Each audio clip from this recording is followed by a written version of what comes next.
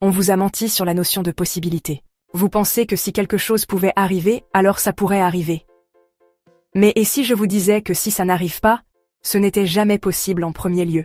Ça a l'air fou, non?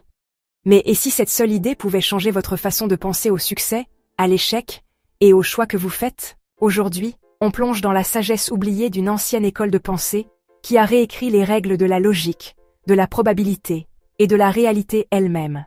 Bon, parlons des méga-rics, les rockstars philosophiques dont vous n'avez probablement jamais entendu parler.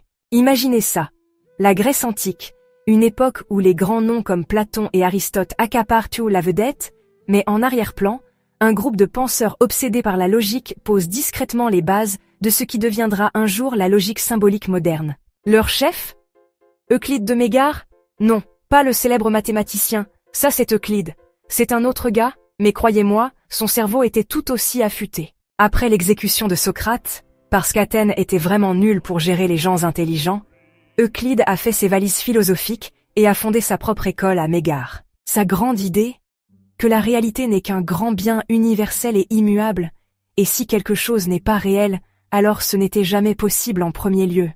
Ça a l'air profond, non?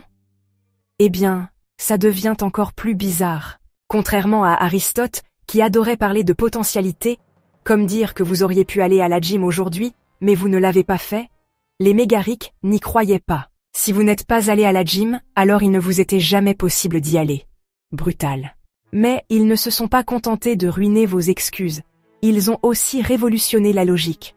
Au lieu des syllogismes d'Aristote, qui sont en gros des énoncés si alors sophistiqués, ils se sont concentrés sur la logique conditionnelle, comprendre ce que signifie réellement qu'une chose en entraîne une autre. Cette approche a finalement inspiré la logique stoïcienne et même les discussions modernes sur la nécessité, la possibilité et le libre arbitre. Entre Diodore Chronos, l'un de leurs penseurs les plus tristement célèbres, qui a inventé l'argument maître. Ça a l'air intimidant, non?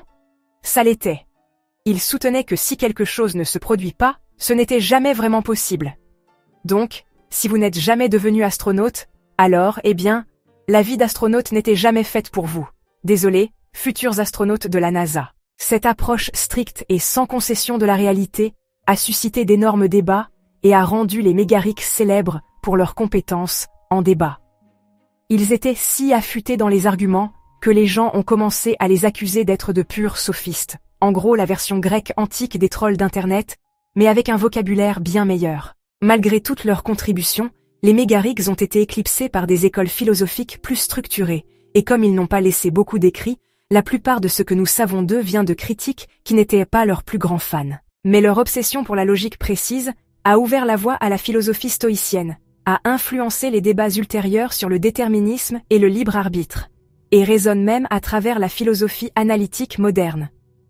Alors, la prochaine fois que vous avez une crise existentielle profonde, en vous demandant si vos opportunités manquées étaient jamais vraiment possibles, rappelez-vous simplement, les mégariques diraient « Non, elles ne l'étaient pas ». Maintenant, je vous laisse débattre dans les commentaires.